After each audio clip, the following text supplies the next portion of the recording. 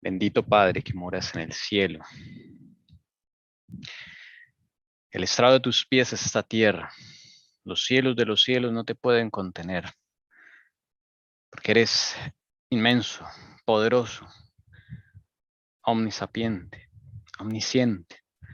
Sabes el fin desde el principio. Conduce los tiempos de esta tierra. Todo el universo está perfectamente sincronizado por tu mano. Tu palabra pronuncias y eso se hace. Tu palabra es poderosa, oh Dios eterno. Y a ti te alabamos en este día santo que creaste para nosotros. Gracias por el gran amor que nos tienes. Corona de la creación, sello de la creación, sábado santo que creaste. Bendito seas, oh Dios de los cielos. Y que así como es la corona de la creación, de la naturaleza, de todo lo que nos rodea, también se convierta en una corona de nuestra recreación, nuestra justificación en las manos de tu Hijo Jesucristo, para honra y gloria tuya, oh Padre eterno. Bendito y alabado seas que nos has concedido una semana de bendición. Pudo haber pruebas, pero tu ojo vigilante no se despega de cada uno de nosotros. No nos dejas nunca. Tu ojo vigilante reposa sobre los hogares de cada uno de los que temen a tu nombre por medio de Jesucristo, tu Hijo amado. Gloria, honra y alabanza sean para ti, oh Dios de los cielos. Eterno y glorioso Salvador Jesucristo, victorioso por siempre, Rey eterno. Te alabamos, damos honra y gloria a ti, porque solo tú mereces honra y gloria. Nosotros no somos nada, indignos, llenos de deficiencias, llenos de inclinaciones pecaminosas, llenos de debilidad, pero con la esperanza y con la hermosa limpieza que tú efectúas en cada uno de nosotros, por medio de tu sangre preciosa que derramaste en la cruz, por cada uno de mis hermanos aquí presentes y por todos aquellos que temen a tu nombre, esa sangre preciosa por la cual somos perdonados y limpiados de todo pecado. Honra, gloria y alabanza sean para ti, bendito Jesús. Por favor, continúa tu obra con nosotros. Perdónanos que somos a veces rebeldes, duros de corazón. Nos dice las cosas por un lado, por el otro, por el otro. No entendemos. Ayúdanos, por favor, Señor Jesús, que nuestro corazón sea transformado, nuestros pensamientos mudados, que haya un nuevo sentir, que en la mente se sane, Señor, de aquellas dolencias que podemos tener, de aquellas traumas que tal vez desde la niñez nos acompañan y por eso nos comportamos como tal, como lo que somos actualmente. Por favor, Señor Jesús, que tu mano poderosa moldee el barro de nuestra mente y nos refines como el oro y la plata se refina. Tú sabes el fuego que hay que aplicar, la prueba y la dificultad que hay que aplicar, la prueba exacta. Por favor, Señor, aplica tu fuego para que seamos purificados para honra y gloria tuya y honra y gloria del Padre. Finalmente, mi Salvador, ponemos a Colombia en tus manos. Tú ya sabes lo que está haciendo esta gente, Señor Jesús. Y ahora entra en una nueva etapa, Señor, donde van a oprimir, donde van a... tu pueblo fiel, Señor, se va a ver confrontado. Tu iglesia, Señor Jesús, la iglesia adventista, se va a ver confrontada. Te ruego, Señor bendito, que todo siga conforme a tu plan, Señor, y no a planes humanos. Que nosotros como pueblo nos mantengamos firmes del lado de la verdad y pueda ser un testimonio para otros, como en la antigüedad, Señor Jesús. Bendito Salvador, acompáñanos para seguir estudiando tu palabra, que la abramos con alegría, con gozo, que nos dé ánimos de estudiar, Señor Jesús. Pon en nosotros el querer y el hacer.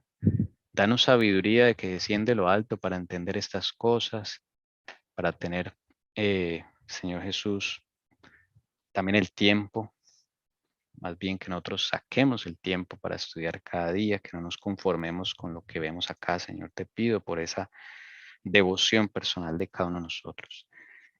Alabado sea tu santo nombre y te agradecemos por atendernos, Señor Jesús, porque tú dices que el que a mí viene no le echaré fuera nunca. Gracias, Señor. Bendito Salvador y Redentor. Honra, gloria y alabanza para ti. Elevamos nuestras oraciones y agradecimientos en tu dulce y precioso nombre, Señor Jesucristo. Amén. Amén. Amén. Vamos a continuar el estudio que llevábamos. Dispongámonos para continuar estudiando. Ya vamos a terminar el tercer sello. Vamos a hacer unas revisiones finales. A recordar primero la línea de tiempo. Aquí está. Porque esta línea de tiempo es la que el Señor ha dado en su palabra para que podamos ser conocedores de los tiempos que el Señor nos ha revelado. Él se ha complacido en revelarnos estas cosas para que podamos andar en luz y podamos ser luz para otros, para que las cosas no nos cojan por sorpresa, para que seamos ejemplo. Y hemos visto hasta ahora, vamos en el tercer sello, ¿no? Hemos visto ya 2 sellos. Recuerden que los sellos, voy a esta diapositiva, hace ratico no la ponemos, los sellos van en paralelo con el mensaje a las 7 iglesias de Apocalipsis. Juntos mensajes se complementan. Uno está orientado hacia eventos externos, los sellos, y el otro, el de abajo, el mensaje a las iglesias, está orientado a eventos internos. Entonces, juntitos, forman un cuadro más completo acerca de cierta etapa de la historia. Ya hemos visto estos 2 sellos y estamos por concluir el tercer sello, que va del 313 al 538 después de Cristo. Esos 225 años son los que hemos estado hablando en los últimos sábados, por la gracia del Señor. Entonces, desde ese punto de vista, pues veamos ahí en la historia, ubicándolo en la línea de tiempo. Recuerden que hay 1260 años de persecución pagana o de dominio pagano y otros 1260 años de dominio papal. Ahí está. Entonces estamos viendo ese sello, ese tercer sello es ese sello de transición. Por eso está cargado de muchos eventos, porque en esos 225 años se va a terminar este periodo de dominio pagano y va a comenzar el periodo de dominio papal. Entonces, eso es importante tenerlo en cuenta hacia dónde vamos. Ya entraremos al cuarto sello, ya estamos pisando la primera parte, los primeros 1000 años, casi 1000 años de la persecución papal. Pero bueno, por ahora vamos a revisar lo que hemos hecho con la ayuda del Señor Jesús acerca de el tercer sello. Recordamos los textos bíblicos. El tercer sello está en Apocalipsis 6, 5 al 6. Cuando abrió el tercer sello, oí al tercer ser viviente que decía, ven. Y miré, dice Juan, y he aquí un caballo negro, y el que estaba montado en él tenía una balanza en la mano. Y oí como una voz en medio de los 4 seres vivientes que decía, 1 litro de trigo por 1 denario y 3 litros de cebada por 1 denario, y no dañes el aceite y el vino. Esta es la parte de eventos externos. Y ahora la parte de eventos internos, el mensaje a la iglesia de Pérgamo. Escribe al ángel de la iglesia en Pérgamo, el que tiene la espada aguda de 2 filos, dice esto, yo sé dónde moras, donde está el trono de Satanás. Guardas fielmente mi nombre y no has negado mi fe. Aún en los días de Antipas, mi testigo, mi siervo fiel, que fue muerto entre vosotros, donde mora Satanás. Pero tengo unas pocas cosas contra ti, porque tienes ahí a los que mantienen la doctrina de Balaam, que enseñaba a Balac a poner tropiezo ante los hijos de Israel, a comer cosas sacrificadas a los ídolos y a cometer actos de inmoralidad. Así tú también tienes algunos que de la misma manera mantienen la doctrina de los nicolaítas. Por tanto, arrepiéntete, si no, vendré a ti pronto y pelearé contra ellos con la espada de mi boca. El que tiene oído, oiga lo que el Espíritu dice a las iglesias. Al vencedor le daré el maná escondido y le daré una piedrecita blanca, y grabado en la piedrecita un nombre nuevo, el cual nadie conoce sino aquel que lo recibe. Bien, eso es lo que nos ha ocupado, digamos, los últimos sábados en estudiar los eventos históricos, los eventos que están dentro de ese lapso de tiempo, y hemos trabajado en los símbolos. El trabajo grupal ha estado enfocado en los símbolos del tercer sello. Aquí está el trabajo que hemos estado haciendo con la ayuda del Señor Jesús. Habíamos dicho entonces que el jinete son los que toman las riendas del mundo, básicamente, del evangelio y del mundo. Desde luego el evangelio es algo transversal. Y habíamos dicho que el jinete representa Roma imperial y el catolicismo. Ese es el jinete, es una unión de los dos, porque ellos dos son los que toman las riendas de lo que va a suceder en estos años, año 313 al 538. El caballo negro, habíamos visto que es el evangelio que se tiñe de negro, porque el caballo es símbolo del evangelio, y se tiñe de negro por la total apostasía que hay. Es el opuesto al blanco, y acá está la parte importante, la de subrayado, la unión de iglesia y Estado. Eso es lo que ennegreció el evangelio. Las tinieblas introdujeron en las mentes gradualmente el establecimiento de un credo, el ascetismo, el monasticismo, la exaltación del domingo, el establecimiento del sistema papal. Bueno, estas cosas son resultado de esa unión de iglesia y Estado. Esa fue la primera parte que cuadramos, ¿cierto? Si alguien tiene algún aporte de esto que haya visto durante la semana, y puede hacerlo. Una hermana, la hermana Ruth de Obo, ella se puso también a pensar de estas cosas y nos mandó un aporte que ahora vamos a leer, ¿ok?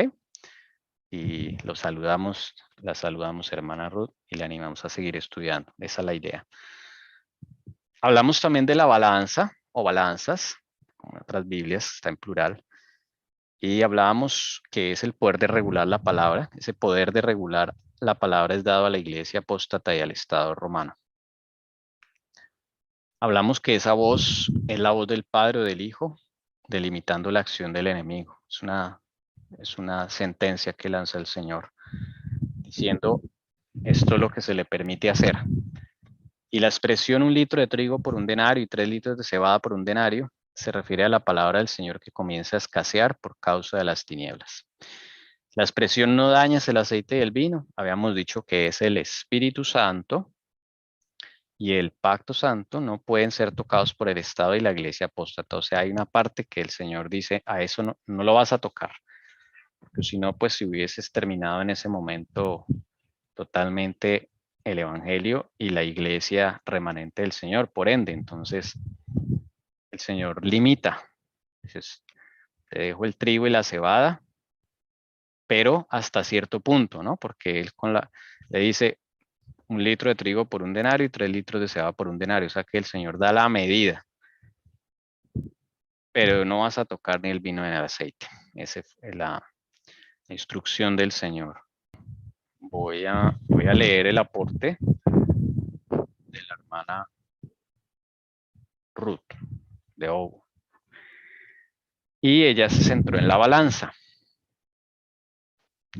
Ella dice que esta representa justicia, pero mirando el jinete que la tiene en su mano, el Imperio Romano y el catolicismo, hacían juicios falsos, dice, sobornables, ya que la Biblia dice en Levítico 19:35, no cometerás injusticia en el juicio, ni en medida de tierra, ni en peso, ni en ninguna medida. Y también en Proverbios 20:10 dice, pesa falsa y medida falsa. Ambas cosas son abominación a Jehová. pero para ellos no les interesaban, solo era arremeter como fuera posible. Entonces ella va por el lado de la injusticia, ¿no? Ella sustenta la balanza con dos textos bíblicos, el de Levítico 19:35. Aquí está. No haréis injusticia en los juicios, o el juicio, en otras versiones, ni en las medidas de peso ni capacidad. Ese es un mandamiento del Señor. Por eso las pesas en Israel tenían que estar bien calculadas, no podían hacer cosas deshonestas desequilibrando las medidas. Tenían que ser justas. Bueno. El otro texto que la hermana nos comparte es Proverbios 20:10. Aquí está. Pesas desiguales y medidas desiguales, ambas cosas son abominables al Señor. Pesas desiguales y medidas desiguales, ambas cosas son abominables al Señor. O sea, un litro es un litro aquí y en cualquier lugar del mundo, ¿sí? Porque con eso se puede hacer trampa. Entonces el Señor dice, es abominación, desagrada al Señor cuando hacemos esas trampas, es terrible al Señor, eso es deshonestidad. Y desde luego entonces la hermana lo relaciona con la balanza del tercer sello. Y dice, pues claro, como estos dos se la cogieron la justicia por sus manos, pues hacían lo que querían, se la aporte la hermana. Luego ella dice, ella habla acerca de la medida. ¿Okay? Voy a volver aquí. Ella habla acerca de la medida. Ella dice, 1 litro de trigo por 1 denario, 3 litros de cebada por 1 denario. Entendí que en clase rica, en clase pudiente, se encontraba un seguidor fiel a Dios entre 10. Y en clase baja había 3 fieles a Dios por cada 10. Digo esto porque 1 denario equivale a 10. 1 denario equivale a 10. A 10 que, bueno, la hermana no incluye un denario, pero si buscamos un denario ahí, ¿a qué equivale? Y bueno, interesante la relación que hace la hermana. Un denario, eso no lo nombramos tampoco, un denario es lo que gana un trabajador o lo que gana un trabajador en el día. Eso es un denario. Entonces ella relaciona esto de que el trigo representa a las clases altas y la cebada a las clases bajas. Y que por cada 10 personas, una, dice acá, había un fiel, un seguidor fiel a Dios. Y en la clase baja de cada 10, 3 habían seguidores fieles al Señor. Bueno, es una aplicación que ella nos comparte de su estudio personal con el Señor. Dice, estudiando en las Biblias, ella estudió de la Nueva Reina Valera del siglo XXI y la antigua versión de la Reina Valera. Ella dice que hay una diferencia. En la Biblia, ¿cómo está? Del siglo XXI, aparecen 6 litros de cebada. Esa es una diferencia que ella encontró. En lugar de 3, habían 6. ¿Ok? Es otra diferencia. Bueno, muchas gracias, hermana. Muy buenos aportes. Esa es la idea, que podamos con el Señor ir estudiando. Y desde luego son tenidos en cuenta. Claro que sí. Bueno, yo no sé si ustedes propongamos ajustar acá el texto. Recuerden que la vez pasada hicimos una primera versión, pero esto no quiere decir que no podamos ajustarlo o agregarle o quitarle, ¿sí me entienden? Entonces, por favor, pueden expresar su idea de qué podemos ajustar o, bueno, ustedes dirán. Hay un aporte. Sí, en la balanza yo también desde el sábado pasado había pensado, yo lo relacioné con el estado de la iglesia, entonces la primera cosa que se me vino a la mente fue la palabra tekel, ¿no? Pesado así en balanza, así vallado falto. Así es como, bueno, es la medición que hace el Señor, ¿no? Que vemos en la Biblia, cuando se nos va a medir. por nuestro carácter. Pero se me vino a la mente fue porque en este caso, ¿quién es el que está haciendo todo? Roma Imperial y el catolicismo. Ellos son los que están midiendo que a las personas en base a lo que ellos piden. Si la persona no está conforme a lo que ellos piden, conforme a la altura de la balanza que ellos tienen, por decirlo así, pues simplemente pasó lo que vimos que pasó. Entonces, yo lo vi también por el lado que es la medición, ese poder que tenían para hacer la medición a las personas. Claro que está ahí la palabra, porque la medición es en base al concepto y a lo que ellos estaban exigiendo en cuanto a la palabra del Señor, pero es más medición a las personas que lo que yo vi. Ok, muchas gracias por el aporte. Bueno, hay algo que el Señor nos ha, digamos, llamado la atención, empezando desde este servidor. ¿Por qué? Resulta que a veces nosotros, pues, aplicamos los símbolos en forma dispareja, ¿sí? Voy a explicar un poquito. El Señor en cada sello nos está contando algo que Él quiere resaltar. Él tiene un hilo conductor. Eso se llama un hilo conductor. Un hilo conductor es en un tema, en un tópico, es como la columna vertebral del tema, ¿sí? Entonces, en la columna vertebral del tema vamos a encontrar como la base para agarrarnos, por así decirlo, y poder en cada símbolo relacionarlo con ese hilo conductor. Así no disparar para todos lados, ¿sí? Es verdad que la balanza tiene múltiples aplicaciones, como muchos símbolos en la Biblia. El trigo, la cebada, el aceite, el vino. Yo no puedo decir que el aceite solo sea el Espíritu Santo, por ejemplo, ¿sí? Hay otros textos por allá que pueden relacionarlo con la gracia de Dios, por ejemplo, una cosa así. El vino. También el vino significa múltiples cosas, dependiendo del contexto donde yo lo vea. Hasta la palabra caballo, que al principio nosotros decíamos, no, el caballo es la guerra, la guerra, la guerra, y todos decíamos la guerra, ¿sí? Pero resulta que el caballo también significa, tiene que ver con el sistema religioso, el evangelio, ¿sí? Entonces, notemos que hay un contexto, una columna vertebral, un hilo conductor, el cual tenemos que, digámoslo así, aferrarnos de ese hilo conductor para aplicar correctamente los símbolos que vienen a continuación. Entonces, ¿cuál es la parte central que el Señor nos quiere decir acá? ¿Cuál es el hilo conductor de esta historia, de estos 225 años? ¿Sí? ¿Cuál es el núcleo, el contexto de estos 225 años que el Señor nos quiere mostrar? ¿Ustedes cuál creen que es el contexto aquí? ¿O cuáles creen que es el núcleo del mensaje que el Señor quiere decir aquí? ¿Qué subrayarían y pondrían en rojo para decir, este es el hilo conductor? Analícenlo un poquito. Analícenlo un poquito. ¿Cuál es el protagonista central de estos sellos? Bueno, de este. En cuanto al evento externo, ¿cierto?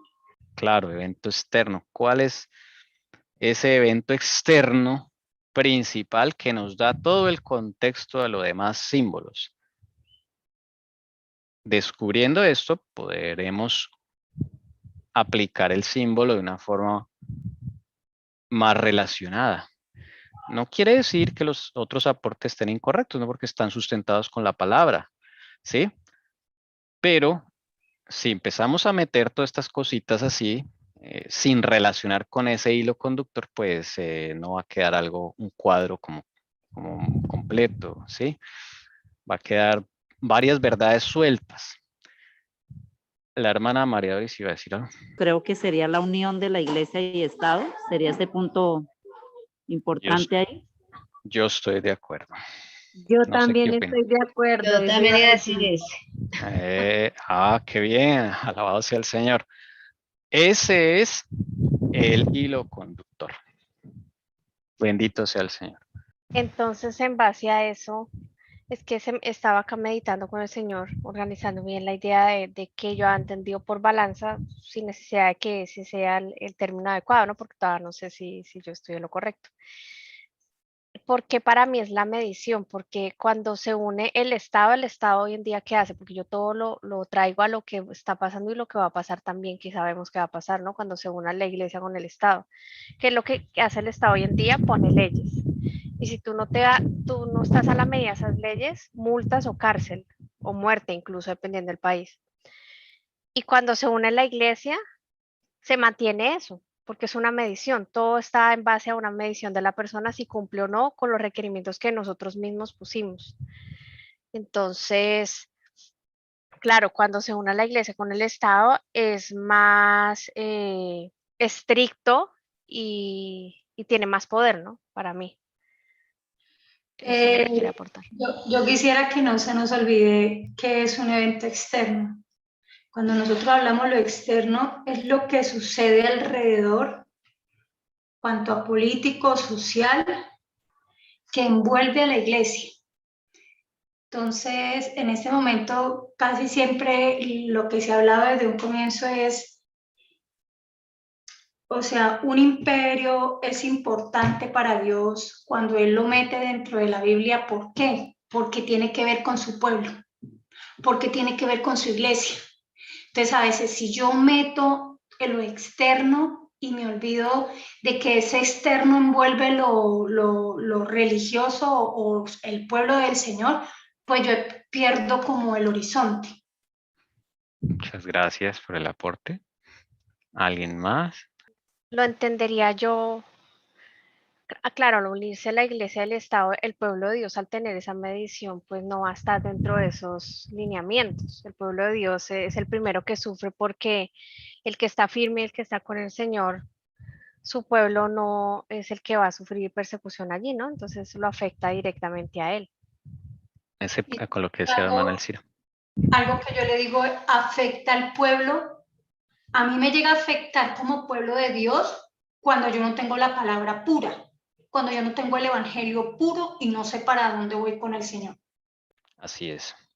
Entonces, hermana, sí queda como ya detectado el hilo conductor, pues ya podemos como inclusive hasta redactar mejor las cosas, porque yo personalmente ya después de esto le ajustaría algunas cosas allí, ajustaría algunas cosas.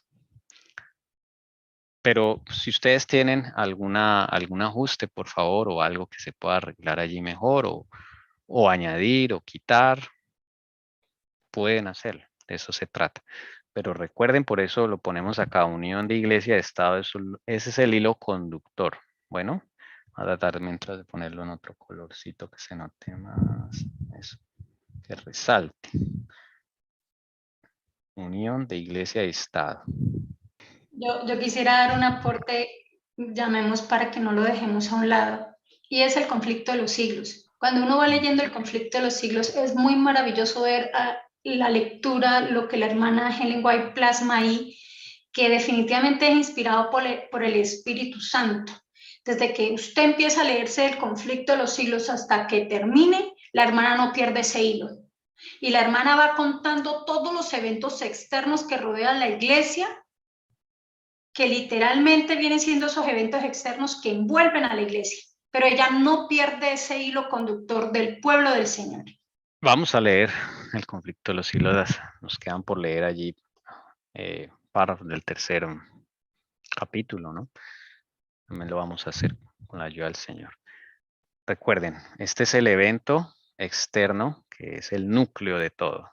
Todo lo que se desata allí es por esta unión del Estado con la iglesia. Es la causante de todo lo demás. ¿Ok? Desde luego esto afecta al pueblo de Dios.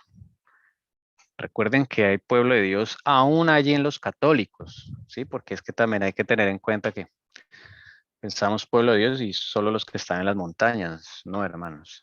O si no, pues el Señor no traería a colación esto, ¿sí? Digamos, si es una unión de ese estado con esa iglesia, ahí en esa iglesia metidos hay gente, candidatos al reino de los cielos, hay gente sincera, fiel, que piensa que las cosas están haciendo correctamente. Entonces eso también hay que tenerlo en cuenta.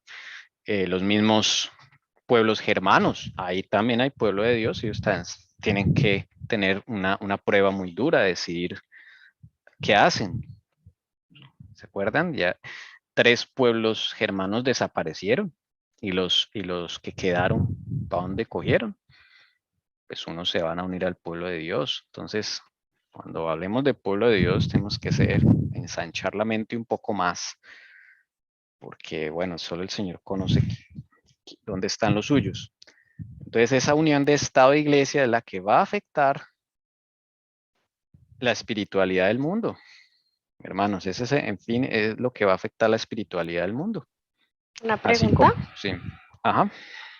me lleva a recordar que lo que dices es muy cierto porque, claro, solo el Señor conoce cuál es su pueblo, pero mucha gente se engaña pensando que esa unión es buena o que lo que ellos dicen es la verdad. Entonces, la confusión, el engaño para alguien que no sabe es grande, pensando que está bien. Claro. Claro, y muchos se confundieron ahí con Constantino. Si nos confundimos, nosotros nos alcanzamos a confundir pensando que era de Dios. Imagínense en ellos, que venían después de siglos de persecución, ver a un pagano convertirse y luego que el concilio de Nicea, miren qué es lo que están haciendo, y el credo de Nicea, eso crea confusión. Tommy, si hoy estamos confundidos. Sí, si hoy en día estamos confundidos. Usted hace Sí. un sondeo en los cristianos, les pregunta, ¿quién es Constantino? Dicen, no, es alguien que ayudó al cristianismo. Muchos van a decir así. ¿Quiénes son los pueblos bárbaros? No, unos pueblos que eran sanguinarios, terribles, eran incivilizados, eran malos. Esa es la idea. Entonces, también ellos en esa época tuvieron su gran prueba con estas cosas que estaban aconteciendo, ¿sí? Entonces, es como transportarnos a esa época. Todo lo que el pueblo de Dios tiene que ver. Bueno, mientras, yo no estoy conforme con esto del ascetismo y monasticismo acá, porque eso es más de eventos internos. ¿Qué les parece eso? O sea, la unión de iglesia y Estado aquí como que no cuadra esto de ascetismo y monasticismo y todo esto. Yo lo pondría aquí. Doctrina yo veo que esto es más por los lados de los nicolaitas. Yo lo pondría ahí. Sí. Sí, porque eso es algo que ya es doctrinal, ¿no? Esto ya es eventos internos. Yo lo pondría acá. Entonces, establecimiento de un credo, eso salió del concilio de Nicea. Edictos favoreciendo el domingo. No sé si reescribirlo un poco de esa forma para que quede más como eventos externos.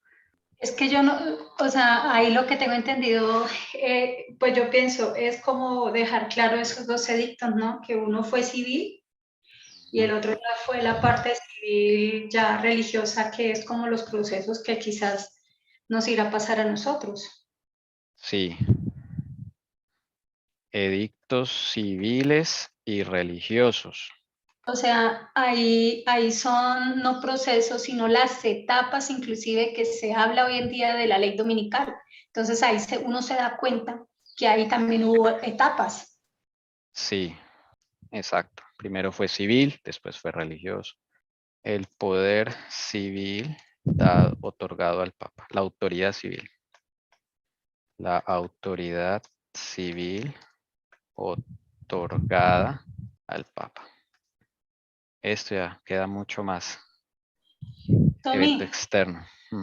y esto me hace reflexionar un poco sobre lo que yo te he escuchado decir varias veces, y es que si uno sigue estas huellas y estas pisadas referente a estos edictos y cómo se dio esa ley dominical, y que pues no hay nada nuevo bajo el sol, sino que todo se repite, pues evidentemente lo que tú has dicho es que esta ley dominical no se tiene que dar en oculto, bajo una ley del medio ambiente y que poco a poco lo van a sacar. Sí, es a las claras, de frente, pues, o sea, aquí en la balanza pronto podría haber algún ajuste porque aquí alguien me decía que cuando decíamos que regular la palabra pareciera que como que no dejaron imprimir Biblias o algo así. Entonces como que se confunden. No es que no dejen imprimir Biblias, porque en esa época, 313 al 538, había muchas Biblias, o sea, la gente tenía acceso a las Biblias, a los papiros, estaba la Septuaginta, estaba la Biblia traducida de Luciano, estaba hasta la misma Biblia católica que ya había salido, que era la de este señor Estridón, Jerónimo Estridón, o sea, había. No era el problema, sino el asunto era que ese poder del Estado y de la Iglesia, Es la mezcla, ¿no? es la mezcla, sí, limitaba el acceso a la palabra de Dios, el conocimiento. Pero Tommy, cuando uno mira el caballo negro, perdón, el blanco, y el negro es lo opuesto al blanco, uno también se da cuenta de que la palabra ya no era pura. O sea, que aquí a través de una apostasía y a través de doctrinas de hombres, esa mezcla fue lo que fue contaminando, y por eso no se empieza a ver la palabra puro y el caballo viene siendo negro. O sea, ¿cómo afecta esa unión entre el Estado y la Iglesia, no?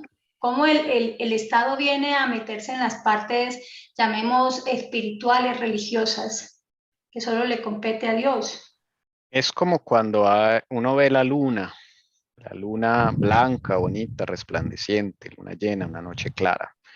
Es como digámoslo así, la palabra pura. Y luego llega y hay un eclipse. O no, cambiémoslo. El sol, la palabra pura, sí. El sol, en todo su esplendor, brillante, la palabra clara, pura. Y hay un eclipse de sol. Entonces se atraviesa la luna por enfrente y le hace sombra. Eclipsa esa pureza. Eso es lo que hizo el Estado con la Iglesia. El Estado viene a eclipsar el evangelio que tenía la Iglesia, y ahí es donde se oscurece, ese acceso queda cubierto por todas esas prácticas.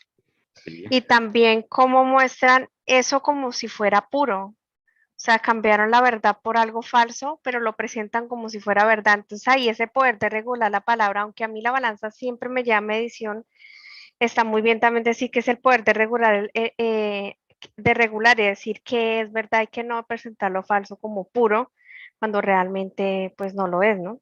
Entonces ahí es cuando causa engaño, confusión por ese poder, porque como claro, las personas miran a ese poder y piensan que es la verdad, que ellos son los que tienen razón. Entonces, pues ese poder que tienen para mostrar algo como puro y verdadero cuando no lo es.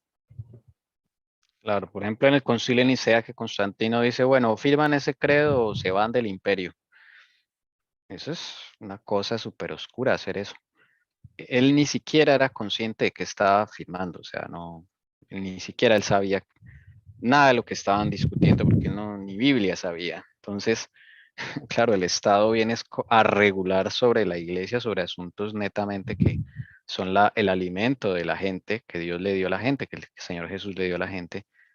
Entonces ahí viene la parte del trigo y la cebada, ese alimento, pues vienen a opacarlo, a pesarlo, a medirlo, a restringirlo. Tommy y hermanos, yo aquí veo algo que cuando uno lee, de pronto ahorita al escuchar a Jessie que dice, es que yo me quedo en la balanza, pienso en el amor en Cristo, que cuando uno se queda en los símbolos solamente empieza uno como a disparar y distorsionar un poco.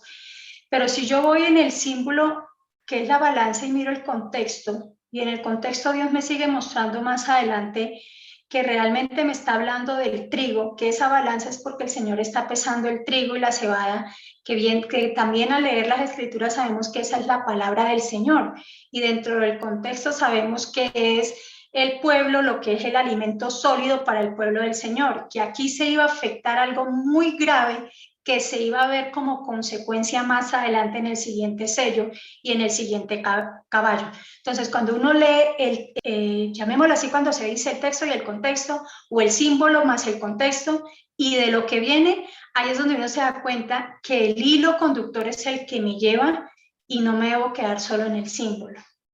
Sí, o sea, el símbolo aislado del hilo conductor no nos da el reflejo de lo que el Señor nos quiere contar en la historia, porque nosotros mismos lo estamos partiendo, en otras palabras. Entonces, todos estos símbolos, digamos, si ya este es el núcleo, el hilo conductor, unión de iglesia-estado, todo lo demás, balanza, trigo, cebada, aceite, vino, todo lo demás que se ocurre allí va a estar relacionado con este hilo conductor, que en el caso el tercer sello es la unión del Estado con la iglesia. Bueno, ahí vamos aprendiendo con el Señor. Por cada sello aprendemos algo adicional, hermanos, ¿no notan? El Señor como que nos está entrenándola para poder tener como un procedimiento, ¿no? Porque te dan un texto, te dan, digamos, una profecía. Y, bueno, interpreten. Entonces, ¿qué es lo primero que hay que hacer? Orar.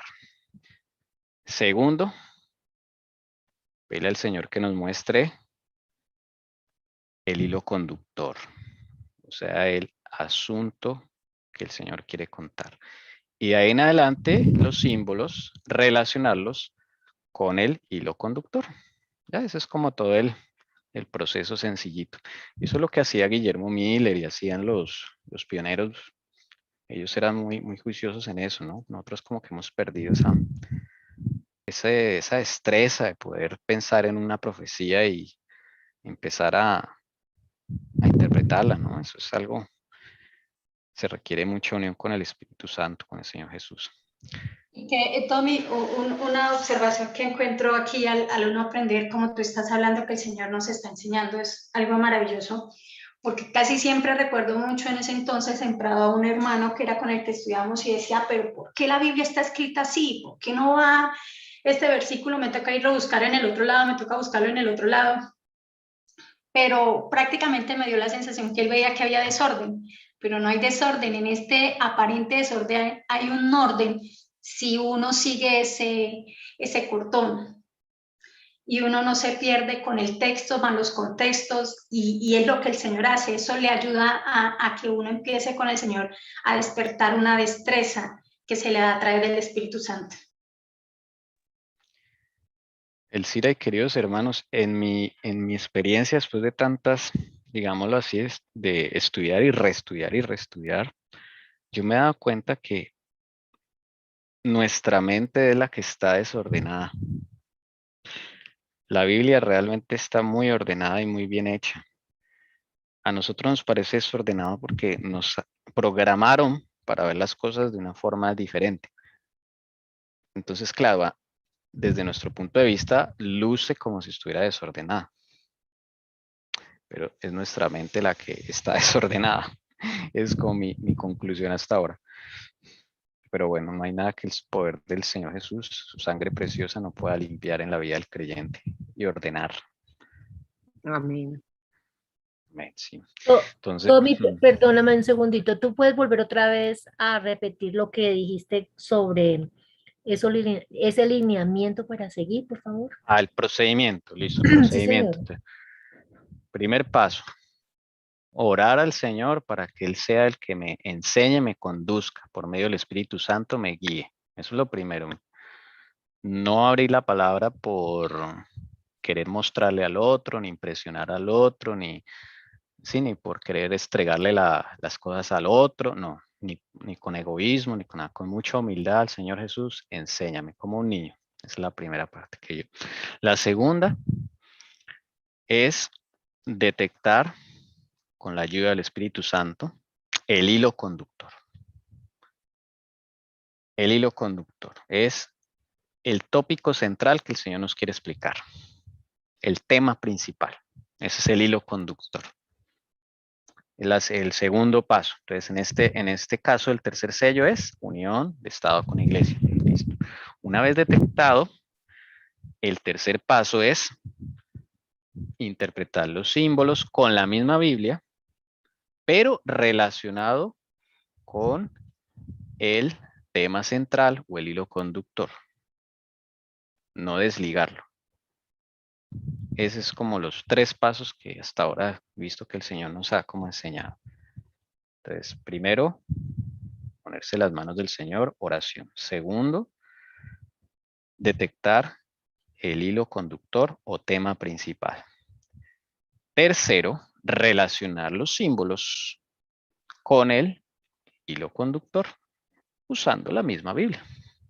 Ahí sí busco textos donde hay textos que hablen de la balanza, pero probablemente algunos textos me van a servir y otros no. ¿Por qué? Porque ya el Señor me mostró el hilo conductor. Entonces, en este caso, el tercer sello, pues, si yo veo que por ahí una balanza significa, no sé, el juicio de Dios, las balanzas del santuario, pues ese no me va a servir en este caso, porque pues no tiene que ver con el hilo conductor que el Señor me está mostrando, el tema principal. Entonces, ese no quiere decir que esté mal ese texto, no, sino que para este caso, para este contexto, no me serviría, porque no puedo unir ahí, no le encuentro la relación de unión de iglesia de Estado, la parte política, sí, como que no cuadra, ¿sí? Entonces, ahí es donde debo también con el Señor decirle, bueno, Señor, ¿qué significa la balanza en el contexto de la unión de iglesia y Estado? Ah, bueno, ya entonces el Señor me empieza a iluminar y busco por allí textos. ¿La balanza para qué sirve? Ah, para regular, para pesar las cosas. Ah, bueno, entonces ahora ¿quién tiene esa balanza? El Estado y la iglesia. Entonces ellos son los que van ahora a regular eso. El acceso a la palabra, al conocimiento. Bueno, yo colocaría acá, sí, el acceso a la palabra o al conocimiento, para que no se confunda uno de que no es en sí que estén prohibiendo leer la Biblia, sino que a punta de edictos y estamentos en los concilios es que están regulando la palabra. Entonces ahora ya nadie puede decir otra cosa que no que esté en contra del concilio, porque entonces lo van a perseguir. Esa es la balanza. En cierta forma tienen como un poder judicial sobre la mente de las personas, porque están coartando la libertad que Dios nos dio de estudiar la palabra por mi propia cuenta. Yo metería otra palabra ahí, y es como la mezcla. Casi siempre Satanás ha triunfado, es así, ¿no? O sea, uno desde que mira, desde antes del diluvio, es como tratar de mezclar el pueblo cuando el pueblo no se debe combinar, no se debe mezclar. Entonces, las doctrinas puras con las doctrinas, digamos, del mundo. El paganismo. Sí, empieza a generar algo, pues digamos que no va sincronizado con el Señor. Sí.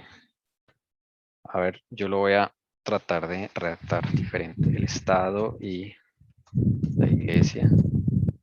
El conocimiento de la palabra por medio de mezcla de evangelio con paganismo, algo así. Yo pensaría de las doctrinas, ¿no? Que es Okay. lo que Pablo dice, que siguiendo doctrinas de hombres. Por medio de, ok, sí, de la mezcla de doctrinas de Dios con doctrinas de hombres, puede ser, doctrinas humanas. Dice Pablo que nosotros seguimos Eso. doctrinas humanas. Eso. Bien, a mí me convence ahora sí mucho más, bueno, descanso Sí, más porque sí, esta semana esa balanza me pone a pensar mucho, el Señor me pone a pensar mucho con esa balanza, pero bien, gracias al Señor que nos dio esa clave. Listo, entonces, ven lo que es, siempre va a estar ahí la unión del Estado con la iglesia. Mire, a ellos es que se le da la balancita, entonces a ellos ahora van a medir el conocimiento, el acceso a la palabra. Claro, porque cuando ya le ponen esas doctrinas humanas, pues queda una mezcla allí que hay confusión. Ahí es donde vienen las tinieblas. La gente ahora ya no sabe qué es lo correcto, como ahora, o que piensa que está haciendo bien y resulta que no. Como les digo, acá en esta iglesia católica y todo, primitiva, hay gente, hay obispos todavía sencillos y eso que están por allá en parroquias alejadas y por allá en iglesias alejadas que ellos pues dicen, no, esta es la iglesia de la tradición y ellos por estar ahí pues comprometen, mejor dicho, por ignorancia, aceptan esas cosas. Entonces, ahí eso es lo que está pasando. Bueno, yo creo que ya nos queda algo más consecuente, ¿no? Más unido con el hilo conductor. Voy a ir al espíritu profecía. Una era de tinieblas espirituales. Aquí vamos a encontrar información del tercer sello. Una era de tinieblas espirituales. El apóstol Pablo, en su segunda carta a los tesalonicenses, predijo la gran apostasía que había de resultar en el establecimiento del poder papal. Declaró respecto al día de Cristo: ese día no puede venir sin que venga primero la apostasía y sea revelado el hombre de pecado, el hijo de perdición, el cual se opone a Dios y se ensalza sobre todo lo que se llama Dios, o que es objeto de culto, de modo que se siente en el templo de Dios ostentando que Él es Dios. Ahí está refiriendo al papado. 2 de Tesalonicenses 2, 3, 4. Y además el apóstol advierte a sus hermanos que el misterio de iniquidad está ya obrando. Versículo 7. Ya en aquella época veía él que se introducían en la iglesia errores que prepararían el camino para el desarrollo del papado. La hermana Joya aquí arranca desde la época de Pablo de los tesalonicenses, que ya Pablo tenía claro por revelación del Señor de que vendría la apostasía en la iglesia, en las enseñanzas. El evangelio iba a cambiar de color, mejor dicho, Pablo ya lo sabía.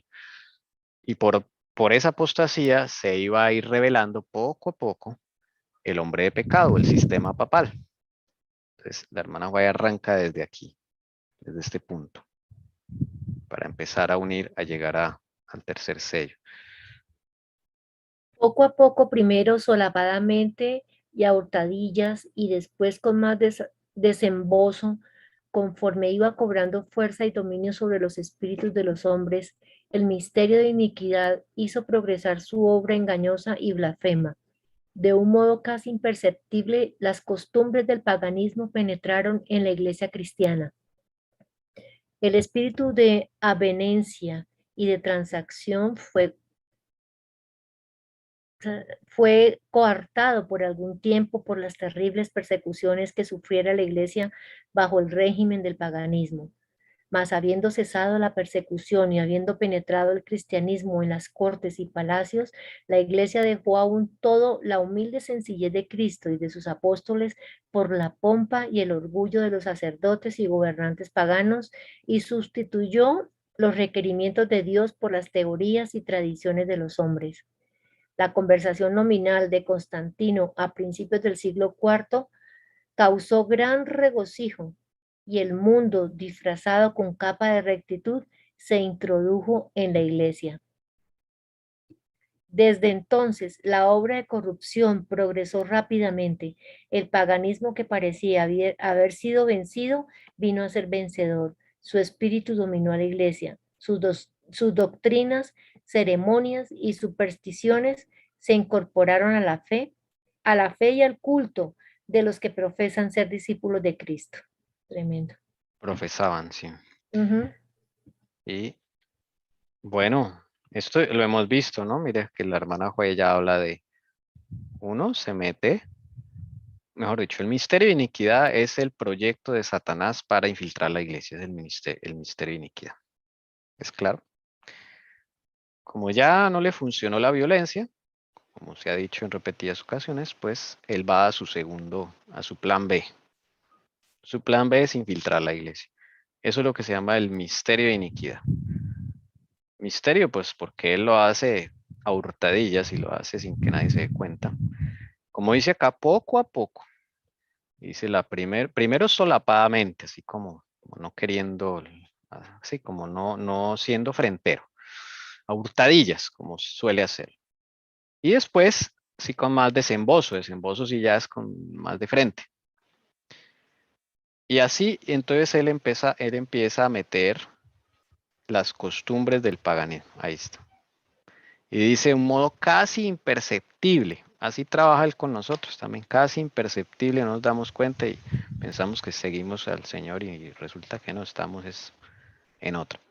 Ahí está. Esas costumbres del paganismo él hizo que penetraran en la iglesia cristiana. Ese fue su estrategia. Y ahí entonces dice que por algún tiempo esas terribles persecuciones pues fue coartado, pasó, ya cesa la persecución y entonces el enemigo mete a los líderes de la iglesia en las cortes y palacios.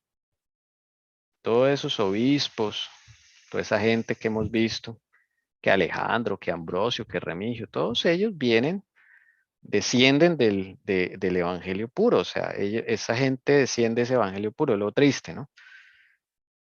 Y ellos fueron los que empiezan a entrar allí en las cortes de los emperadores, en los palacios, entonces empiezan a ver la suntuosidad, el dinero que ganan, los visten de pompa, bueno. Y ahí dice la señora White, pues dejan la humilde sencillez de Cristo y de sus apóstoles, la sustituyen por la pompa y el orgullo de los sacerdotes y gobernantes paganos. Entonces a ellos se les prende dos cosas, las costumbres y el orgullo de tanto de sacerdotes paganos como de gobernantes paganos.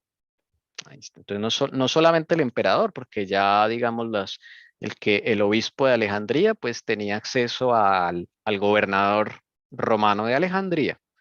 El obispo de por allá de Francia, entonces tenía acceso al obispo representante de la iglesia, él tenía acceso allá al rey de Francia, los francos.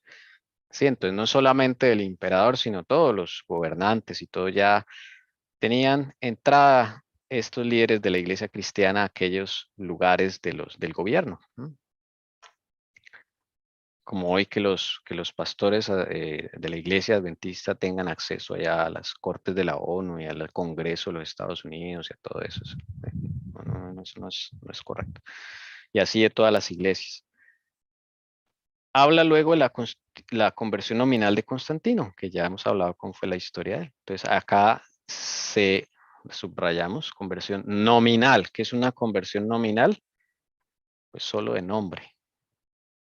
Pero el corazón sigue siendo pagano. Ese es el problema. Conversiones falsas, solo de fachada. ¿Ven? A principios del siglo IV, 313, 323. Y mire lo que dice acá, causó gran regocijo. Porque es que nunca en la historia se había visto que un tipo de esos emperador que perseguía y todo eso se convirtiera al cristianismo. Pues la gente se emocionó. Si da emoción, pues claro, un tipo de esos que de buena a primeras diga eso, bueno, pues eso como que, uy, lo confunde a uno, ¿no? Y dice acá, y el mundo disfrazado con capa de rectitud se introdujo en la iglesia. Disfrazado, con capa de rectitud, ¿sí? Como el concilio de Nicea, cuando salieron todos, salieron a festejar, les dieron regalos, salieron a comer, le dijeron al mundo, nos hemos puesto de acuerdo, sí, pero por detrás no sabían cómo fue que se pusieron de acuerdo. Pura capa de rectitud. Y ahí empieza la obra de corrupción a progresar rápidamente. Y dice acá que el paganismo parecía que ya había vencido. Perdón, el paganismo que parecía haber sido vencido antes, que ya se iba a acabar el paganismo, pues no, el enemigo lo metió en la iglesia, pero sin que la gente lo supiera. Y dice acá que ese espíritu dominó la iglesia y esas doctrinas, ceremonias y supersticiones se incorporaron a la fe y al culto de los que profesaban ser discípulos de Cristo. No sé si alguien quiere apuntar. Fue muy buena Sí. la mezcla que hubo entre esas dos líneas. Entonces ahí sí, una mezcla de mentira y el error no se pudo determinar tan fácil. No es fácil, sino es con el discernimiento del Espíritu Santo, hermana Maris, es lo mismo que Él hace en nuestras vidas. Nosotros no sabemos en qué momento nos metió cosas que no son correctas y uno piensa que son correctas. El asunto es que eso causó gran regocijo. ¿Sí notas? El mundo se emocionaron. Ay, qué bueno. La emoción, ¿no? Porque el enemigo maneja mucho la emoción. Eso sí. Y el disfraz, El disfrazado, disfraz. eso es algo que siempre el enemigo va a hacer, un disfraz. Claro. Esos obispos salieron del concilio de Nicea así con regalos y todo, ellos que se van a poner a contar y a decir, no, es que allá nos amenazaron que si no firmábamos nos sacaban del imperio. No, ellos no iban a decir eso, ¿no? Ellos salieron, ay, no, ya nos pusieron de acuerdo más bien, no nos pusimos de acuerdo, nos pusieron de acuerdo. Esa misma capa de rectitud se le empieza a enseñar a los feligreses de a pie. ¿M?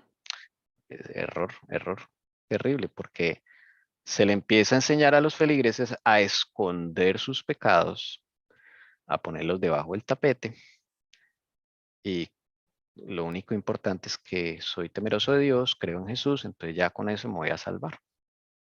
Resulta que no. Estos mismos trampas todavía Satanás las usa. Todavía las usa y le dan éxito, desafortunadamente. Esta aveniencia entre el paganismo y el cristianismo dio por resultado el desarrollo del hombre de pecado, predicho en la profecía como oponiéndose a Dios y ensalzándose a sí mismo sobre Dios. Este gigantesco sistema de falsa religión es obra maestra del poder de Satanás, un monumento de sus esfuerzos para sentarse él en el trono y reinar sobre la tierra según su voluntad. Satanás se había esforzado una vez por hacer transigir a Cristo. Vino a donde estaba el Hijo de Dios en el desierto para tentarle, y mostrándole todos los reinos del mundo y su gloria, ofreció entregárselo todo con tal que reconociera la supremacía del príncipe de las tinieblas. Cristo reprendió al presuntuoso tentador y le obligó a marcharse. Pero al presentar las mismas tentaciones a los hombres, Satanás obtiene más éxito. A fin de asegurarse honores y ganancias mundanas, la Iglesia fue inducida a buscar el favor y el apoyo de los grandes de la tierra, y habiendo rechazado de esa manera a Cristo, tuvo que someterse al representante de Satanás, el obispo de Roma.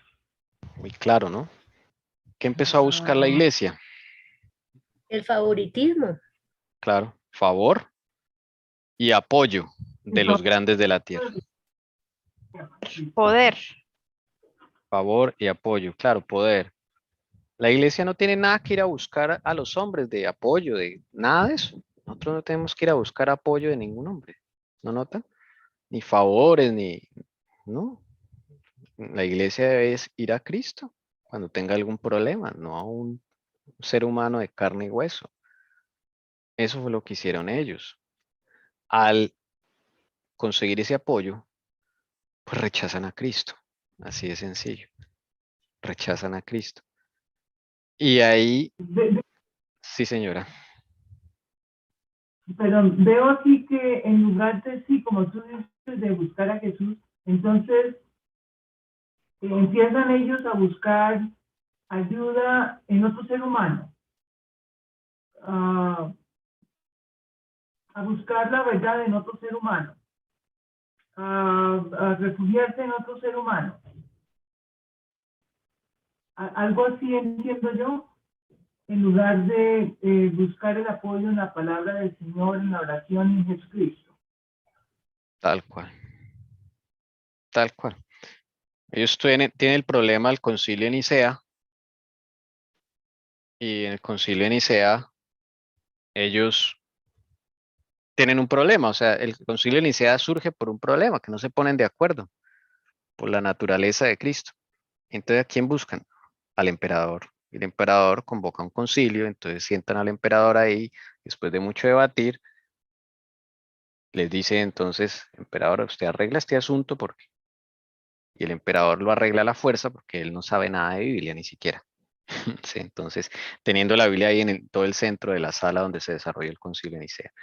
Eso es buscar el favor y el apoyo de los grandes de la tierra. Cuando llega Constantino ahí que le tienen un cartapacho de quejas y reclamos, imagínense eso, o sea, es como que los pastores le escribieran al presidente de los Estados Unidos, por favor, ayúdenos con este asunto doctrinal. Juzgue usted cuál es lo correcto, imagínense eso. O sea, terrible. Ese fue el problema. No buscaron a Jesús, sino a un hombre. Y ahí está el problema cuando en esa situación se debe buscar es al Señor. Y eso nos pasa a nivel personal, Claro, precisamente. igual. Se busca una respuesta en un ser humano que es igual de pecador de uno y precisamente uno debe ir a un nivel más alto, a un ser perfecto como lo es nuestro Padre y nuestro Señor Jesús. Sí, sí, a él es que debe irse, no a otro.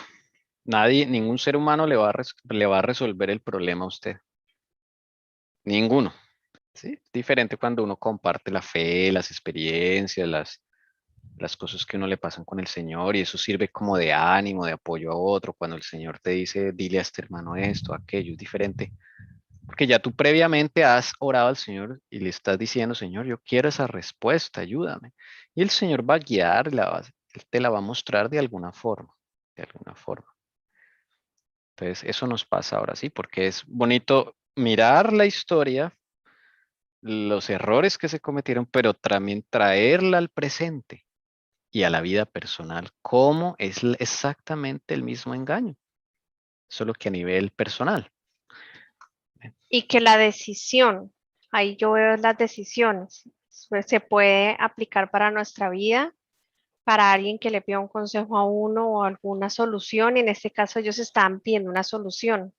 Entonces esa decisión no le compete a uno. Uno habla lo que el Señor le dice a uno, pero el dar una solución no debe ser del hombre, sino solo del Señor Jesús. No uno con su propia lógica o así sea con la palabra querer dar la solución. No, la persona siempre va a ser llevada, y el Señor a esa misma persona le va a dar la solución. Sí, siempre. El Señor no va a chasquear a nadie cuando uno de corazón le dice, Señor, quiero la respuesta. Algo que habíamos, un evento importante que no habíamos tenido en cuenta, si me permiten, hermanos, está por acá. Ya hablando de esa parte que la señora White menciona, es que en el año 330 Constantino se va de Roma y funda una nueva capital del imperio llamada Constantinopla, año 330. Eso no lo nombramos y es muy importante. ¿Por qué es importante? Porque le deja Roma al Papa, así de sencillo. Bueno, en esa época no hay papas todavía, pero sí se la deja al clero romano. Entonces él, es curioso porque el Estado y la Iglesia se unen en propósito, en acción, en planes, pero geográficamente se separan. Bien curioso eso. Porque Constantino, por darle, digamos, por dejarle su lugar al clero romano, dejarle su capital, entonces él decide pasar la capital estatal a Constantinopla, año 330. Entonces queda la capital del Estado política en Constantinopla y la capital religiosa de la Iglesia en Roma. Ahí vemos también las dos capitales representando la Iglesia y el Estado y juntas van a funcionar en propósito y en unidad y en acción. Juntas. Otra curiosidad. Las dos ciudades están asentadas sobre 7 colinas. Las dos, Roma y Constantinopla.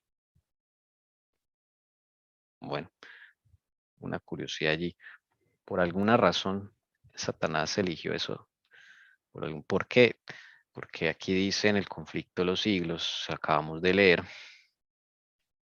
que él quiere tener un trono. Él quiere tener un trono. Acá en este primer parrafito que leyó, ese gigantesco sistema de falsas religiones es obra maestra del poder de Satanás, un monumento de sus esfuerzos para sentarse en el trono y reinar sobre la tierra según su voluntad. ¿Sí notan? Eso es como que raro, ¿no? Tommy, es que quería dar un aporte referente a lo que dices.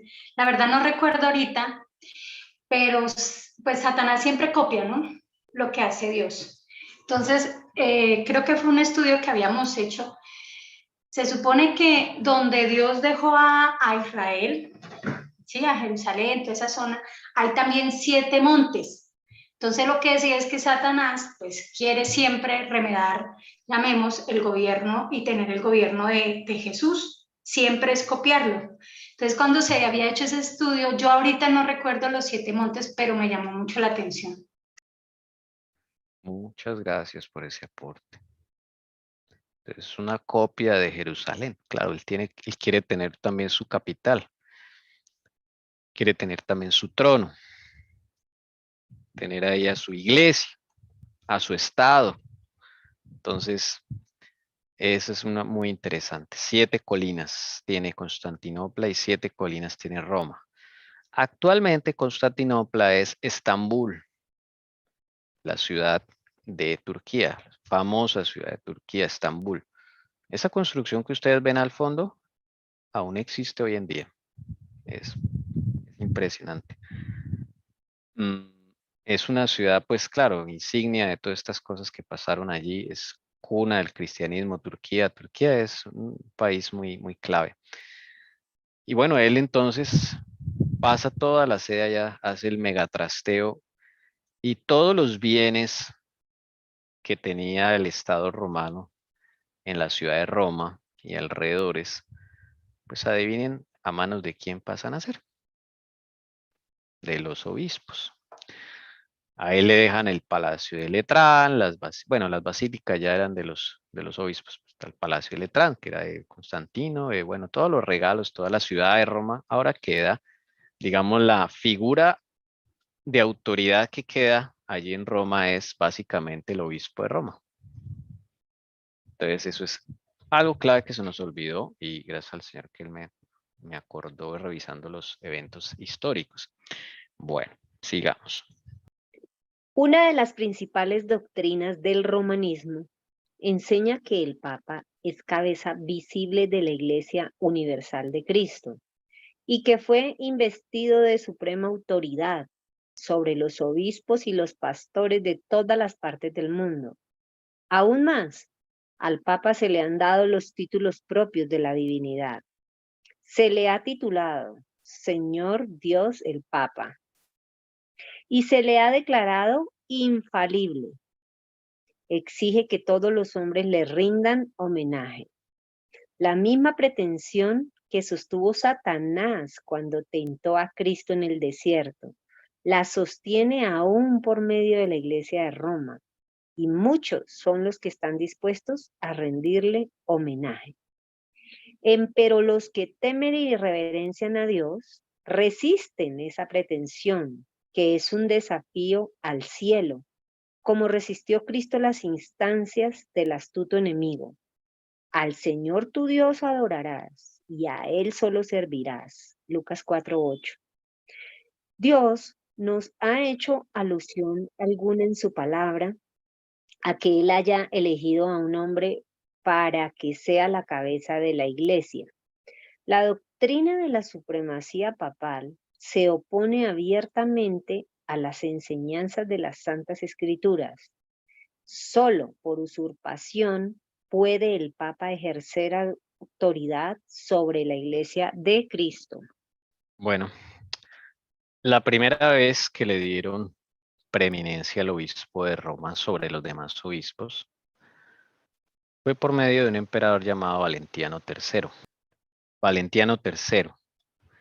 Porque al leer el conflicto de los siglos, allí se da uno cuenta de cosas que no se incluyeron, algunas cositas sencillas. 445, sí. El emperador Valentiano III declara al obispo de Roma supremo entre los obispos. Eso es clave.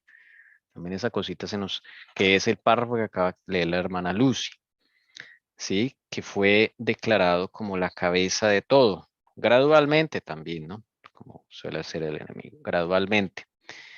Se convirtió en la principal doctrina de que el Papa es la cabeza visible de la Iglesia.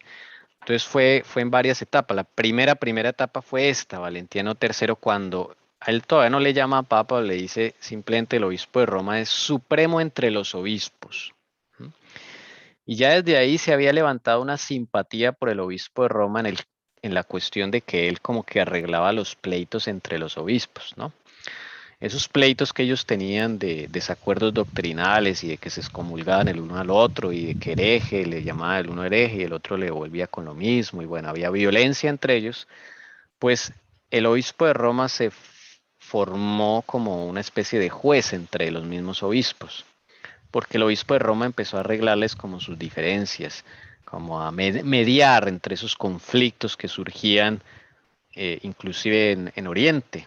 Allá en Constantinopla, hacia el oriente, todo eso, esto estaba lleno de obispos. Entonces, esos problemas y esos conflictos empezaron a ser resueltos por el obispo de Roma, entonces empezó a tener preeminencia. Y es así como en el 445 ese emperador Valentiniano III declara ya formalmente que el obispo de Roma es el mayor entre los demás obispos. Y todos están de acuerdo. Claro, ya hay un precedente que él ha arreglado muchas situaciones. Entonces, esa es la primera vez. Ya la segunda es cuando Justiniano pues lo declara cabeza de todas las iglesias y bueno, ya eso lo hemos visto.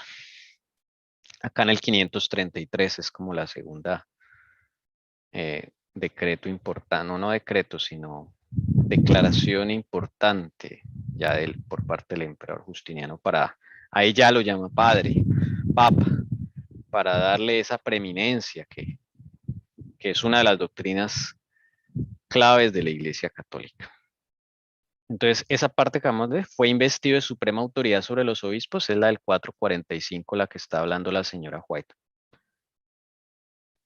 Es el obispo que tiene la suprema autoridad sobre los demás obispos. ¿Okay? Ella además habla de los siguientes pasos que se le dieron.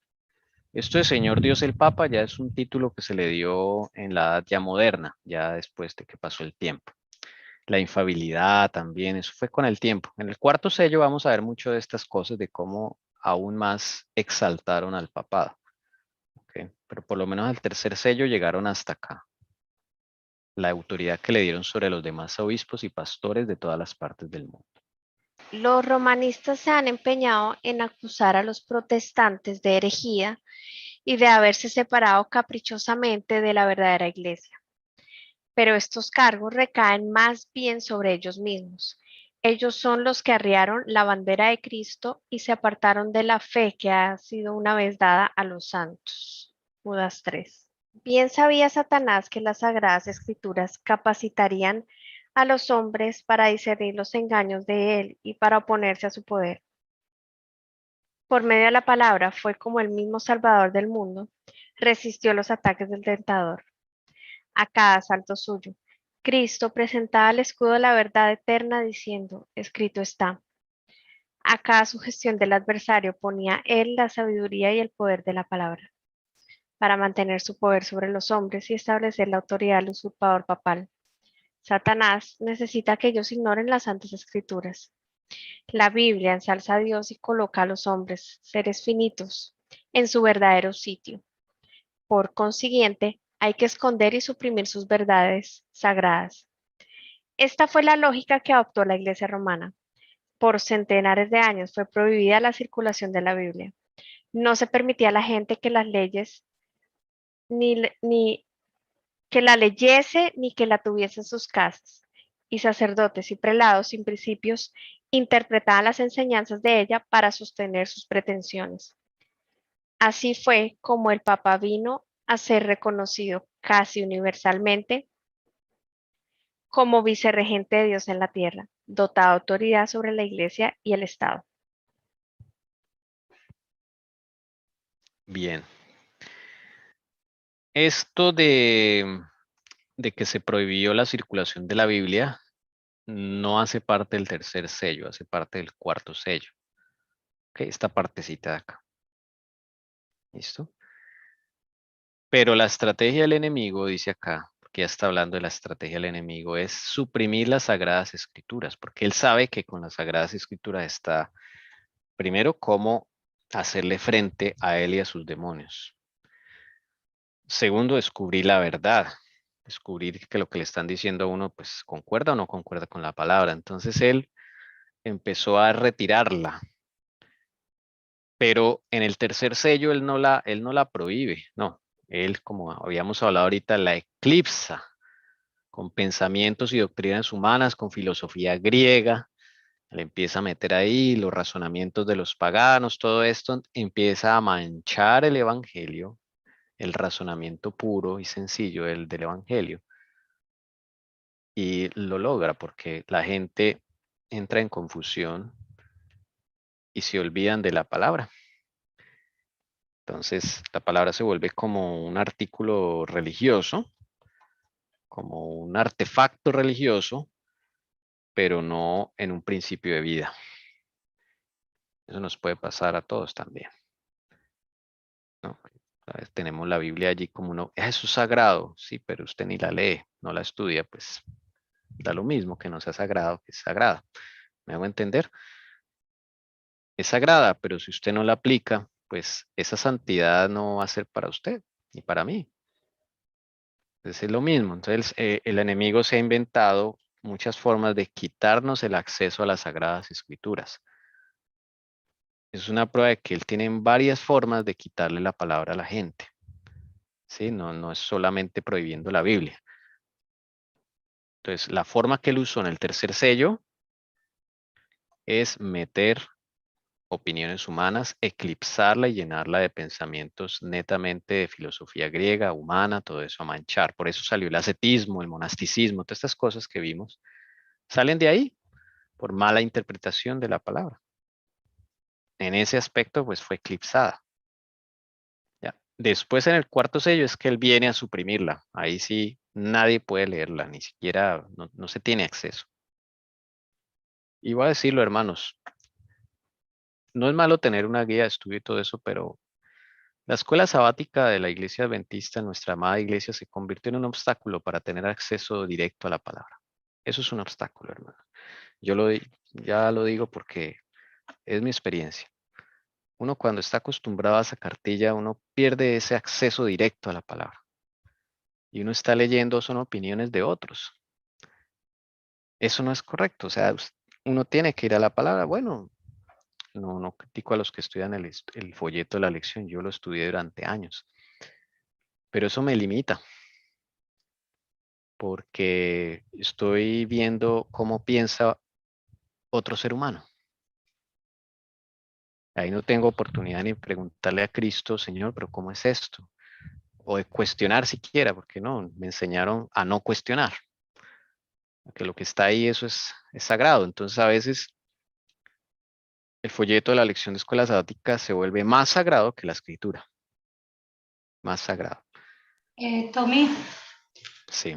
digamos, yo opino referente a lo que estás hablando no es que sea malo que uno escuche la opinión o lea la opinión de la otra persona. El problema radica es que uno se queda casi siempre con esa opinión y uno no quiere profundizar. Es cierto que eso no es solamente de la iglesia, eso viene de nuestra educación primaria, sí, de parvulitos, donde nos enseñaron fue a no pensar. Y siempre porque pues uno puede mirar acá estamos estudiando, pero pues también damos nuestro punto de vista y por eso es bueno escucharnos y escuchar. Es mi punto de vista lo que el Señor me ha enseñado. Pero el problema es cuando uno se cierra y que en cierta manera no quiere usted ir a investigar más allá. Por eso aquí llamemos en este grupo, el objetivo y lo que el Señor nos ha puesto es ir más allá. O sea, no se queden con lo que se diga acá. Es ir allá, que hay de cierto lo que se dijo, yo voy a investigar, voy a traer. Y eso es tan importante porque ustedes empiezan a tener una relación personal con el Señor y empiezan a entender las escrituras de otra manera, no por lo que otra persona lo dijo, sino que aparte de lo que lo dijo, usted en primera persona empieza a experimentar algo especial. Amén, amén, amén. Estoy de acuerdo porque la semana antepasada conocí unas personas que son de la Iglesia La Reforma, aquí en Tunja. ¿Me escuchan? Sí, hermana, continúe, por favor. Sí, señora. Entonces, yo les decía, ¿por qué no estudian la escuela sabática de la iglesia? Entonces dijeron, no, porque son pensamientos humanos. Entonces le digo yo, bueno, entonces, ¿cuál es la diferencia con su escuela sabática? Un ejemplo. No, es que todos lo estudiamos de parte de la hermana Elena de White. Y digo yo, pero la hermana Elena de White es una persona también. Yo no tengo ningún problema estudiando los estudios de Elena de White. Yo estoy convencida que ella fue profeta y fue dirigida por Dios. Pero igual esto se va a uno de los extremos. Porque hay gente que estudia solo los escritos de Elena de White y no estudia la Biblia tampoco. ¿Estamos de acuerdo? O hay gente que solo se conforma con la cartilla de escuela sabática de hermana Liliana y tampoco va ni a Ellen White, ni a la historia de la humanidad, ni a la Biblia. Entonces, como que todo extremo es malo. Estoy de Sí. acuerdo. Estudiaba yo también a alguien que enseña cómo estudiar la Biblia, y él decía que nuestros devocionales deberían de ser solo las escrituras, acostumbrarnos a estudiar solo la Biblia y no estudiar otros pensamientos de otras personas, sino acostumbrarnos a entenderla, a estudiarla, a desmenuzarla, la palabra del Señor. Hermana Liliana, lo que pasa es que eso me parece que es orgullo cuando a uno le digan, oiga, solo estudie la Biblia y no escuche a otras personas. Es que la información Dios no se la entrega a una sola persona. Y a veces el orgullo ha hecho que uno solamente tenga la verdad uno solo. Pero Dios desea que nosotros seamos humildes, que le preguntemos, porque Dios a otras personas le ha entregado cierta cantidad de luz, a otra, y si tú quieres aprender con el Señor, debes tener un corazón humilde y que el Señor te enseñe a quién, cómo debes canalizar, qué información retener, escucharlo todo, dice las Escrituras, y retener lo bueno. Amén, estoy de acuerdo. Sí, también está pues el concepto que uno tenga de la palabra de Dios, ¿no? Por lo menos personalmente a mí no me gusta decir tanto la palabra Biblia, porque eso fue un canon que decidió alguien decidir que iba a compilar y iba a poner todo en un solo libro. Para mí la palabra es muy amplia, porque la palabra está, es como cuando yo en la época de Daniel, no, yo solo quiero escuchar al libro este y el libro este. No, yo tengo que tener claro que la palabra va desde Génesis hasta todos los libros de Génesis. Por mí la palabra no terminó en Apocalipsis. Entonces, cuando dicen la doctrina, que la encuentro en Wikipedia en el caso de la Iglesia Adventista, de que Biblia es solo la Biblia, es ilógico porque la palabra Biblia es inventada por el hombre y es una recopilación de unos escritos inspirados hasta cierta época, pero después los libros de Ellen White también son Biblia para mí, y después de que Ellen White murió, el Señor no ha callado, ha elegido a profetas, ha elegido a personas y también ha trabajado por medio de muchos que tienen errores, pero como dice la hermana Alcira, hay que preguntarle al Señor de ahí qué información le dio a esa persona que a mí me sirve para esa verdad que yo estoy buscando y eso que yo estoy estudiando. Y déjame solo concluir esto. Digo que Dios, por amor a nosotros, decidió entregarle esa información a cada uno. Al que desea de corazón estudiar las Escrituras, al que desea de corazón saber la verdad. Y entonces el Señor decide entregarle eso a diferentes personas para protección de uno. Imagínense, esa información solo se la entregara a uno con este corazón malo de uno, cómo su orgullo se inflaría de tal manera. Entonces es maravilloso cómo el Señor permite y hace este trabajo tan especial, y Él decide a quién entregarle la información y a quién no. Y algo que también difiero de lo que hablaba ahí la hermana Liliana, que de pronto alguien le dijo, solo Biblia. Hermanos, la Biblia es historia de la humanidad. Porque, y los que no nos gusta, quizás, a mí sí me gusta, le doy gracias al Señor, la historia. Y estoy ahorita cada vez aprendiendo a apreciarla más y a buscarla con Cristo. Pero la historia me confirma que Cristo es un Dios vivo, que creó esta tierra, que no se fue y se olvidó de nosotros, que todos los eventos que han sucedido, suceden y sucederán, está bajo el mandato del Señor. Entonces eso es maravilloso. Hermano, Yo estoy de acuerdo, hermano, porque a veces cuando uno lee solo las escrituras, hay personas, también tengo libros, muchos libros devocionales que me ayudan a entender cosas de las escrituras. Yo tengo de todo, libros devocionales, las escrituras, la profecía, y a veces estudiando un poquito de todo, salgo más enriquecida que cuando solo leo las escrituras. Estoy aprendiendo. Yo estoy aprendiendo porque en realidad a veces yo no entiendo cosas, y para poder entender tengo que ir a otros libros para poder entender.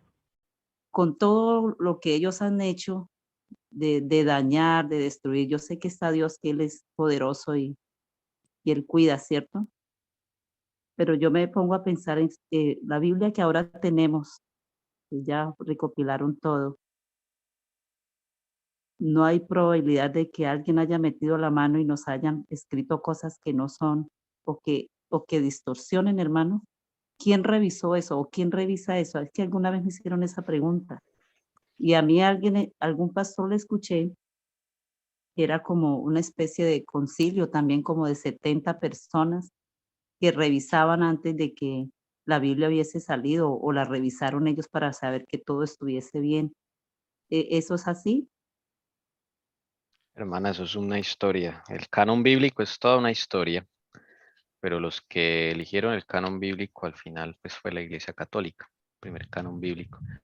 Y el segundo, el canon bíblico protestante, lo eligieron allá en Reino Unido. Bueno, eso es toda una historia, no voy a entrar en eso, pero el Señor ha protegido la palabra. Amén. Eso es una esperanza, porque dice la palabra que su palabra permanece para siempre. Entonces, sí le han metido mano, pero Dios lo ha usado para su beneficio. Es una cosa muy, muy increíble eso. Sí le han metido mano, pero es increíble. O sea, ellos han querido cambiarla, tergiversarlas, inventaron papiros y todo eso, pero a la final ha servido para ampliar la luz que Dios le ha dado al mundo. Eso es impresionante. Entonces, algún Sí, es día, que Señor, que hablaremos de eso. que eso se ve como a veces como en las traducciones, hermano, porque una parte dice que aquí dice así, que en la otra no, aquí dice así. Entonces, por eso es que la gente dice, no, pero es que miren, y no se ponen de acuerdo, eso no. Entonces yo les digo, no, miremosle el sentido, ¿sí? El contexto a esto. Siempre les digo, en una puede decir bonito, en la otra hermoso, en la otra bello, pero la idea que el Señor ha querido centrar ahí es la misma. Entonces, sino que si a mí me pareció, yo dije, si eso hizo ese obispo, entonces le metió la mano y quién sabe qué cosas, pero no. Sabemos, Jerónimo de Estridón, la Biblia que la hizo con papiros corruptos, alterados. Él mismo lo dijo, él mismo lo admitió, por ejemplo. Y ahí está la Biblia todavía ahí andando. O sea, Dios no va, digámoslo así, de sufrir por eso, porque a la final todos ellos trabajan para el Señor sin quererlo. No, y lo que se dice acá, ¿no? De pronto entre más nos compenetremos con el Señor y el Espíritu Santo descienda, Él muestra, Él va mostrando todo, porque si de pronto en algún momento no entendimos, me encanta, por ejemplo, cuando ustedes hablaban de la historia, o creo que era Alcira, de los pioneros, esa manera de ellos estudiar, y el uno encontró esto y el otro encontró lo otro y se unían, y o sea, es una experiencia rica, porque yo veía que ahí Dios estaba contestando mucho y les estaba dando mucha inteligencia, ¿cierto? Es lo que pienso yo que debemos hacer nosotros ahora también. Hermana Doris y hermanos, permite yo contesto algo de lo que Doris dice, está preguntando. Y es sorprendente, hermanos, el por qué bueno, acá hay dos cosas. La hermana Doris toca los pioneros y toca la veracidad de la Biblia. la veracidad de la Biblia, el Señor nos sigue dejando evidencias y esta vez nos deja más evidencias cada vez a través de la historia de cómo confirma que ese libro fue inspirado por Dios. Y no solo la historia, ahora el Señor ha ido más allá a través de la arqueología bíblica y es sorprendente ver cómo el Señor sigue confirmando, aparte de su naturaleza, de la creación, pero cómo confirma que las escrituras son veraces. Quizás el enemigo trató de meter la mano, la metió, pero todo obra para bien para con sus hijos. Y como dijo Tommy, el Señor está a cargo y Él es el que está a cargo de estas escrituras y pasa los días y Él sigue confirmando. 2, referente a los pioneros. Es un ejemplo que nos deja. Y por eso hoy el Señor nos ha llevado aquí a este grupo a estudiar la Biblia con la historia de la humanidad. Y ese es el ejemplo que ellos dejaron. Ellos no solamente se quedaron con la Biblia, porque el Señor, la Biblia lo que les decía es también historia y así el Señor se los puso a ellos. Es por eso que Tommy ha puesto todos estos libros de E.T. Jones, de Wagner, también todo lo que se ha pasado de los pioneros, de Miller, de todo lo que Urias Smith, todo. Y ellos siempre, hermanos, si queremos ir a confirmar algo de historia, debemos volver a nuestras sendas antiguas y también buscarlos a través de la historia. Esta generación ha sido la generación más privilegiada, donde ha tenido toda la información, cosa de que aquí para atrás las otras generaciones no la tuvieron. Y nosotros no hemos dado uso de ese gran privilegio que el Señor nos ha entregado.